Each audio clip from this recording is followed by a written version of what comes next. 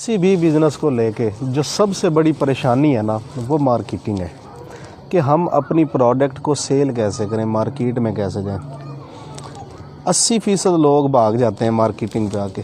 किसी भी चीज़ का प्लांट लगाना, किसी भी चीज़ की प्रोडक्शन करना, ये इतनी मुश्किल नहीं है जितना मुश्किल है उस प्रोडक्ट को ले जाके कंपटीशन के दौर में मार्केट में बेच देना।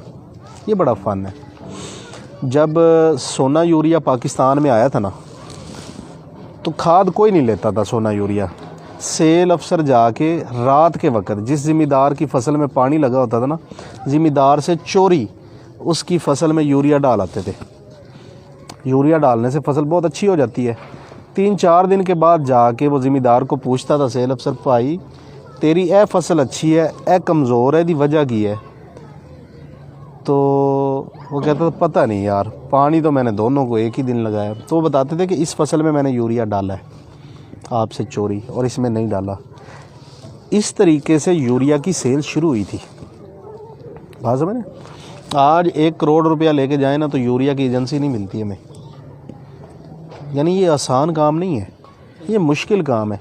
लेकिन ये इतना मुश्किल नहीं कि इसको नामुमकिन बना दिया जाए। जब कोका कोला पाकिस्तान में आई थी, तो इसकी पहले साल में 25 बोतलें बिकी थी। आज कोका कोला की एजेंसी ले सकता है आम बंदा? नहीं ले सकता, मुश्किल है, लेकिन नामुमकिन नहीं है। ऐसे ही है। चेरी ब्लॉसम का नाम तो सुना होगा आपने? नहीं, क्रीम नहीं, पॉलिश। जब चेरी ब्लॉसम मार्केट में आई तो कोई भी ख़रीदार नहीं था। तो जिस बंदे ने चेरी ब्लॉसम बनाई थी, उसने मुलाजम रखे जो दुकानों पे जाके पूछते थे, भाई चेरी ब्लॉसम है? वो कहते थे नहीं। तो कहते थे अगर तेरे पास चेरी ब्लॉसम नहीं है तो तेरे पास है क्या? तो रखा क्या? तू कैसा दुकानदार है, तेरे पास चेरी ब्लॉसम ही नहीं है? वो हर रोज़ एक दो बंदे आते दुकानदारों के पास, यही पूछते। अब दुकानदारों का माइंड बन गया, यार चेरी ब्लॉसम कोई अच्छी चीज़ है। कस्टमर आते हैं, पूछते हैं, और साथ में ये भी कहते हैं तू चेरी ब्लॉसम नहीं रखा, तो रखा की है? तो फिर जब चेरी ब्लॉसम की गाड़ी गुजरती थी ना उनकी दुकान के सामने से, आहिस्ता आहिस्ता वो सारे दुकानदार उसे स्टॉक ले लेते थे। जब ले लेते थे तो फिर कोई गाहक नहीं आता था। गाहक तो उसके मुलाजिम थे। तो जाहिर है कोई भी दुकानदार अपनी दुकान के अंदर एक स्टॉक रख के नहीं बैठ सकता। उन्होंने उसको मजबूरन बेचा, जैसे भी बेचा। तो जब बेचा तो चीज़ अच्छी थी, लोगों ने दोबारा मांगनी शुरू कर दी। तो आज जब भी पॉलिश का नाम जहन में आता है तो पहला नाम हमारे जहन में आता है चेरी ब्लॉसम। ऐसी शुरुआत हमेशा मुश्किल होती है, लेकिन कहीं ना कहीं से कभी ना कभी करनी पड़ती है।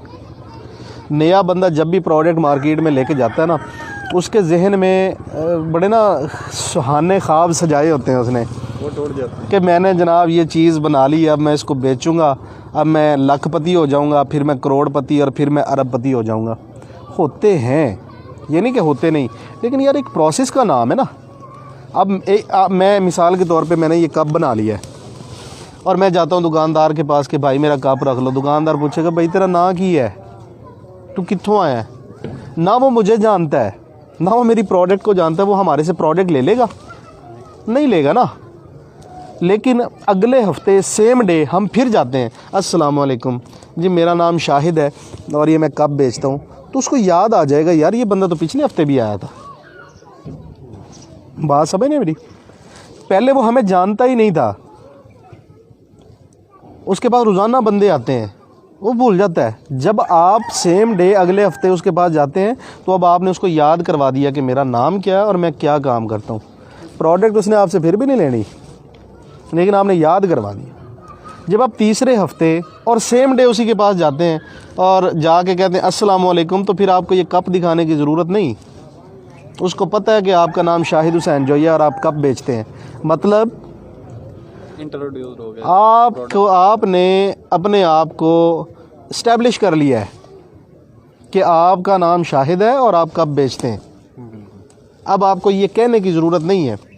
तीसरे हफ्ते 20 से 25% दुकानदार कहते हैं अच्छा यार तो यार रख जा 6 कप, ये वेक गए तो मैं तेनों पैसे दे देंगा। मतलब आप दुकान में घुस गए हैं, आपने अपनी जगह बना ली है, आपने बार बार जाके लोगों के जहन में लोगों के दिल में या दुकान में जगह बना ली है। इसको कहते हैं again and again, again and again, बार बार जाएं, बार बार जाएं। जब आप चौथे हफ्ते जाएंगे तो जाके क्या कहेंगे? पैसे ही मांगेंगे ना जी। कप दे गया था जी आपको पिछले हफ्ते, वो जो बिक गए उनके पैसे दे दें, जितने बिक गए पैसे ले लिए और रख दिए। ये क्यों हुआ? क्यों आपने पहले पैसे ले लिए, पहली सेल उठा ली उस दुकानदार से? क्योंकि आप बार बार जा रहे थे उसके पास। मार्केटिंग का पहला रूल ही यही है, अगेन एंड अगेन जाएं, कभी भी मिस मत करें। हमारा सेलमैन गलती क्या करता है और कहाँ पे करता है पता है आपको? एक बंदे के पास वो जाता है, उससे बातचीत करता है, प्रोडक्ट उसको देने की कोशिश करता है, वो नहीं लेता तो नया बंदा दोबारा नहीं जाता। यार मैं पहले भी गया सी, ये तो साढ़े को चीज़ लेना ही नहीं, साढ़े कप खरीदता ही नहीं। वो ले या ना ले, आपने जाना ज़रूर है।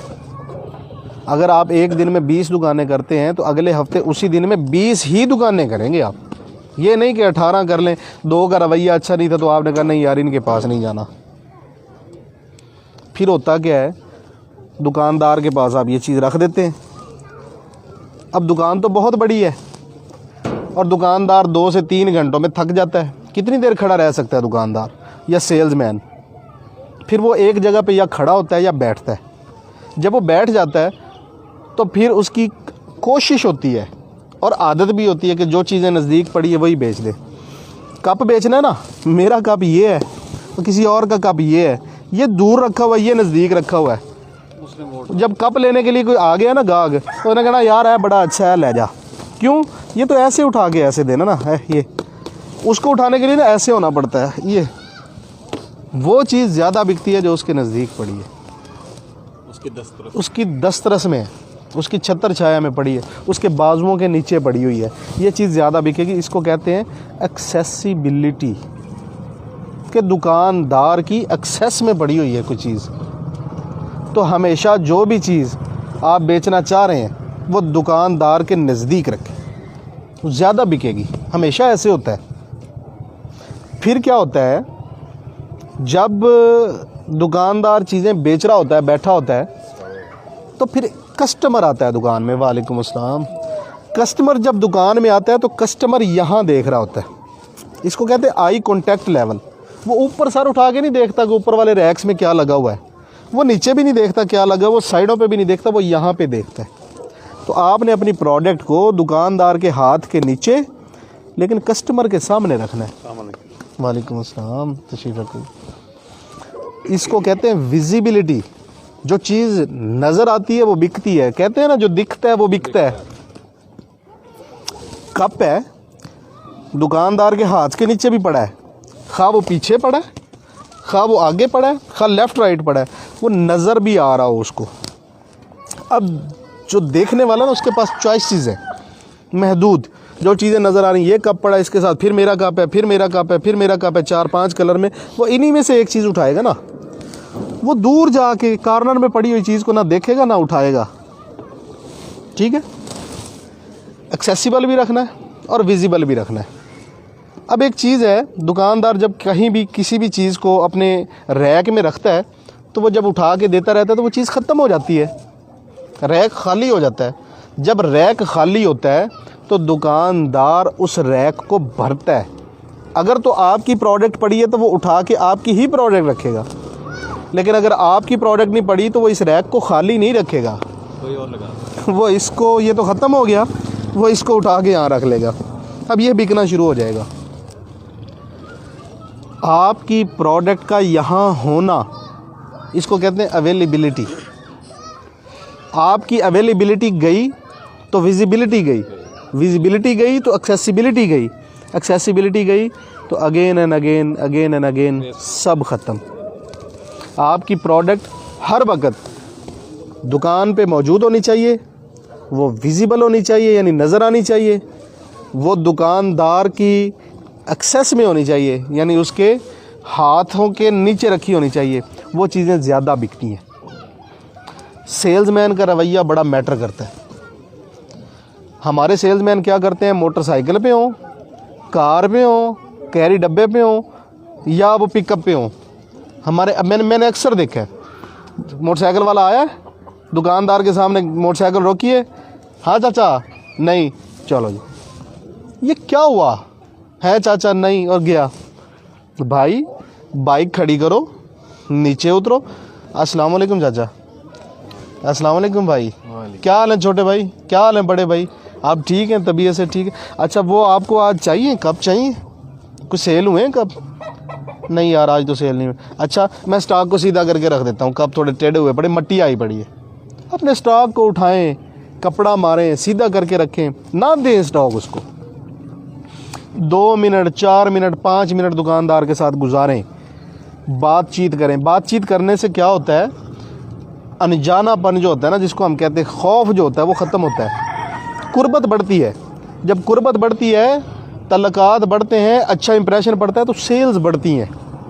लिहाजा कभी मत ऐसा करें कि गाड़ी दूर ही रोकी, मोटरसाइकिल दूर ही रोकी, हाँ चाचा, हाँ भाई, नहीं। जब भी बात करें तमीज़ से करें, अगले बंदे का नाम लेके करें। जब इतने सारे लोग बैठे होते हैं ना, जब मैं कहता हूँ ना बशीर भाई क्या हाल है, बशीर भाई को फील होता है अंदर से, गैर महसूस अंदाज से, कि यार मुझे रिस्पेक्ट मिली है। मैं कहूँ हाँ जी क्या हाल है, ठीक है यार, वो सामान लेना है, ये एक अलग चीज़ है। और मैं कह रहा हूँ बशीर भाई कैसे हैं आप, ठीक है बशीर भाई, थोड़ा सा सामान दूँ मैं आपको। बशीर भाई अंदर से खुश होते हैं, फील आती है। ये फील दें, फील करें, उसको फील करवाएं कि यार मेरी नज़र में आपकी एक अहमियत है, एक इम्पोर्टेंस है। बात समझ, अहमियत देंगे तो वो आपको अहमियत देगा, आपकी प्रोडक्ट को अहमियत देगा। अगर आप उसको अहमियत नहीं देंगे तो वो आपको अहमियत नहीं देगा। लिहाजा इन चीज़ों का आपने ख़ास ख्याल रखना है बेटे। दुकानदार हमेशा किसी न किसी परेशानी का शिकार होता है, उसको कोई ना कोई प्रॉब्लम होता है। आप जब उसके पास बैठते हैं तो बोलें कम, सुने ज़्यादा। अच्छा सेल्समैन हमेशा अच्छा सामे होता है। पहले ज़माने में हम कहते थे कि जो ज़्यादा बोलता है वो ज़्यादा अच्छा सेल्समैन है। ये गलत थ्योरी है। जो अच्छा सामे है वही अच्छा सेल्समैन है। ये भाई हैं, ये कप बेचता है कोई और बंदा, ये वाला, और ये कप बेचता हूँ मैं। अब इस कप को लेके इस भाई को क्या प्रॉब्लम्स हो सकते हैं, ये मैं उसी वक्त समझ सकता हूँ जब मैं इनसे बातें करूँगा, इनकी बातें सुनूँगा, ज़्यादा सुनूँगा, कम बोलूँगा। मिसाल के तौर पे जो बंदा इसको ये कप प्रोवाइड कर रहा है वो हमेशा पैसों का तकाजा करता रहता है, यार पैसे दे दो, पैसे दे दो, पैसे दे दो। ये इस दुकानदार का प्रॉब्लम हो सकता है। आप जब समझेंगे कि इसका क्या प्रॉब्लम है तो आप इसको आउट कर सकते हैं। कैसे? आप कहें चाचा जी ए कप ले लो, सुकून नाल जदों होण पैसे दे देना। बात समझ रहे हैं आप मेरी? पैसों का तकाजा आपने भी करना है, ये नहीं कि आपने नहीं करना, लेकिन आप उसकी साइकी को समझें कि वो इरिटेट किस चीज़ से हो रहा है। एक बंदा कप बेच रहा है और कंप्लेन आ रही है कि यार हथी टूट जाती है कप की ना जल्दी, कस्टमर्स आके बता रहे हैं। आपने उसको ये नहीं कहना कि भाई इसको हटा दो। आप उसकी बातों से जब अंदाज़ा लगा चुके हैं कि हथी का प्रॉब्लम है, आप बार बार कहेंगे चाचा जी ऐसी हथी बड़ी मजबूत है। आप ये नहीं कहेंगे कि इसकी हथी कमज़ोर है, मैंने ये समझ लिया, अरे इसकी हथी नहीं टूटेगी, ये मेरी गारंटी है। पैसे तो जो लेने देने हैं ना है ही, लेकिन ये जनाब इसकी हथी की कंप्लेन नहीं आई आज तक। गैर महसूस अंदाज में उसके दिमाग में ये चीज़ बिठानी है कि जो आपका प्रॉब्लम है मेरे पास उसका सलूशन है। आप चीज़ नहीं बेचेंगे, आप अपनी प्रोडक्ट के ज़रिए उस बंदे के प्रॉब्लम का सलूशन बेचेंगे। सलूशन बिका तो ये साहब आउट हैं और ये इन है। प्रॉब्लम कई हो सकते हैं, मैं एक एग्जांपल दे रहा हूँ एक चीज़ को लेके। आप जो भी चीज़ बेचते हैं या बेचना चाह रहे हैं, समझें प्रॉब्लम क्या है। रेट का प्रॉब्लम हो सकता है, बंदे के बिहेवियर का प्रॉब्लम हो सकता है, अवेलेबिलिटी का प्रॉब्लम हो सकता है, या जो है ना मार्केट में से कुछ और भी कंप्लेंट्स आ रही हैं। ABCD समझें, तसल्ली से बातचीत करें, आप सबसे अच्छे सेल्समैन बन सकते हैं। ज़रूरी नहीं है कि आप अनाड़ी हैं तो आप सेल नहीं कर सकते। मेरी ये 5 या 6 बातें याद रख लें, मेहनत शुरू कर दें, 1 महीने में नई प्रोडक्ट लेके नए बंदे हो के आप मार्केट से पैसा उठाना शुरू कर देंगे। और कभी भी ये नहीं होता कि आप पूरी मार्केट को कैप्चर कर लें। हिस्सा बकदरे जुस्सा होता है। जितनी आपकी इन्वेस्टमेंट है उस हिसाब से मार्केट से शेयर उठा लेंगे। पूरी मार्केट नहीं उठा सकते आप, ये कभी नहीं होता। एक बड़ी सी परात के अंदर आप खाना रख दें, एक तरफ चूहे को बिठा दें और एक तरफ हाथी को बिठा दें, खाएं, कौन ज़्यादा खाएगा? हाथी ज़्यादा खाएगा, उसका जुस्सा ज़्यादा है, उसकी इन्वेस्टमेंट ज़्यादा है, उसने मार्केट में पैसा ज़्यादा डाला है, उसने रिसर्च और डेवलपमेंट ज़्यादा की है। चूहा कम खाएगा, जुस्से के मुताबिक खाएगा। हम अपना शेयर उठा सकते हैं। अगर 1 करोड़ रुपए की मार्केट है एक कस्बे के अंदर, एक छोटे शहर के अंदर, तो वहाँ पे 10 बंदे काम करने वाले हैं, तो उन 10 बंदों में से हम 1 करोड़ रुपया में से अपना उतना ही हिस्सा उठाएंगे ना जितनी हमारी इन्वेस्टमेंट है या जितनी हमारी मेहनत है। ये तो नहीं हो सकता करोड़ का करोड़ हम ले लें। हम उस करोड़ में से 2 लाख, 4 लाख, 5 लाख, 10 लाख निकाल सकते हैं, और यही मार्केट का असूल है। इससे ज़्यादा हम नहीं उठा सकते। लिहाजा कभी भी दिल छोटा नहीं करना, फेड अप नहीं होना। अपनी प्रोडक्ट को समझें कि ये क्या है, इसके अंदर क्या स्ट्रेंथ है, क्या जान है, इसकी खूबियाँ क्या और इसकी खामियाँ क्या हैं, और उसके बाद मार्केट के इन 6 असूलों को लेकर जाएं। इंशाल्लाह 1 महीने के अंदर आप प्रोग्रेस देखेंगे। आप मार्केट से पैसा उठा रहे होंगे। मार्केटिंग पे कोई सवाल करना हो तो मैं हाज़िर। अस्सलाम वालेकुम जी।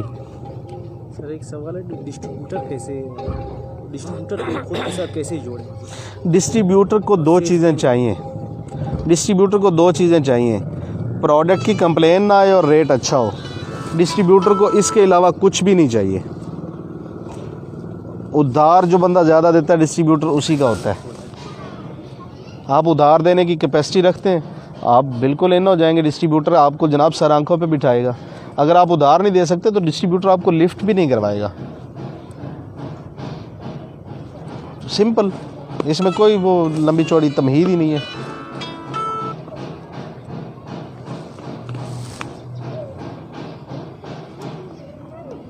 पहचान किवें की जा सकती डिस्ट्रीब्यूटर की कि ਅਸੀਂ ਉਹਨੂੰ ਉਧਾਰ ਦੇ ਰਹੇ ਹਾਂ ਤੇ ਮਾਲ ਸਾਨੂੰ ਮਸਲਨ ऐसे? डिस्ट्रीब्यूटर कदे भी पैसे नहीं रखता किसी दे। डिस्ट्रीब्यूटर ਜਿਹੜਾ ਟਾਈਮ ਦਿੰਦਾ ਉਸ ਤੋਂ 2-4 ਦਿਨ 5 ਦਿਨ ਉੱਤੇ ਥੱਲੇ ਤੇ ਕਰ ਸਕਦਾ, ਲੇਕਿਨ ਇਹ ਨਹੀਂ ਹੋ ਸਕਦਾ ਕਿ ਡਿਸਟ੍ਰੀਬਿਊਟਰ ਤੁਹਾਨੂੰ ਪੈਸਾ ਨਾ ਦੇਵੇ। ਉਹਦੇ ਕੋਲ ਜਿਸ ਟਾਈਮ ਸੇਲਮੈਨਾਂ ਦਾ ਰਸ਼ ਲੱਗਿਆ ਹੁੰਦਾ, ਜਿਸ ਟਾਈਮ ਮਾਲ ਲੈਣ ਵਾਲਿਆਂ ਦਾ ਰਸ਼ ਲੱਗਿਆ ਹੁੰਦਾ, ਉਸ ਟਾਈਮ ਜਾ ਕੇ ਉੱਚੀ ਆਵਾਜ਼ ਨਾਲ ਇੱਕ ਵਾਰੀ ਕਹਿ ਤਾਂ ਦਿਓ, ਉਹ ਭਾਈ ਤੂੰ ਮੇਰੇ ਪੈਸੇ ਕਿਉਂ ਨਹੀਂ ਦਿੰਦਾ? ਡਿਸਟ੍ਰੀਬਿਊਟਰ ਕਹੇਗਾ ਉਹ ਮੇਰੀ ਗੱਲ ਸੁਣ, ਚੁੱਪ ਕਰ, ਇੱਥੇ ਬੈ ਚਾਹ ਪੀ। ਉਹਨੂੰ ਆਪਣੀ ਇੱਜ਼ਤ, ਆਪਣੀ ਰਿਪਿਊਟ ਬਹੁਤ ਜ਼ਿਆਦਾ ਪਿਆਰੀ ਹੈ। अगर तुहाड़ी चीज़ ख़राब है वो तुहानू कहेगा भाई तेरी चीज़ ख़राब है, चुक अपनी चीज़ और जा। लेकिन अगर तेरी चीज़ ठीक है ना, तेरा पैसे नहीं रखेगा। अगर ओदी रिप्यूट एक दफ़ा ये बन गई कि लोगों के पैसे खा जाता, किहड़ी कंपनी वो नज़दीक लगेगी? ये नहीं हो सकता।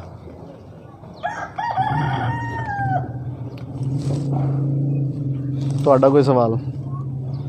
चुप कर गए हो, मेहरबानी। दे देनी। Thank you so much sir. जी सर, थैंक यू जी। सवाल जवाब मेरा ख्याल कंप्लीट हो गए हैं। मार्केटिंग का टॉपिक क्लोज़ करते हैं, बाकी चीज़ें स्टार्ट करते हैं।